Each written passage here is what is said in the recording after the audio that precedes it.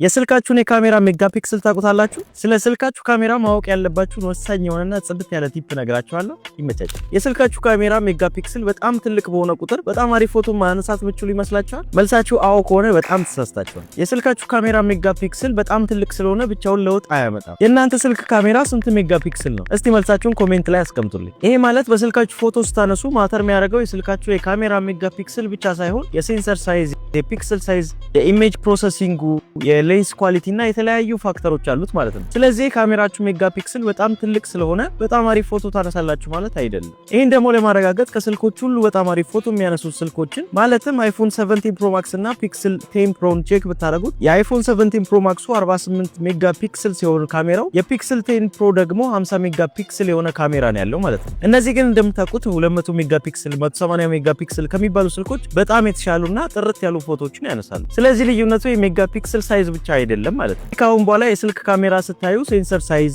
ፒክሰል ሳይዝ፣ ኢሜጅ ፕሮሰሲንጉን እና ሌንስ ኳሊቲውን ቼክ ማድረግ ይኖርባችኋል ማለት ነው። ይሄ ቲፕ እንደተመቻችሁ በጣም እርግጠኛ ነኝ። ከተመቻችሁ ደግሞ ላይክ እና ፎሎ ማድረግ እንዳትረሱ። ይመቻችሁ። ፒስ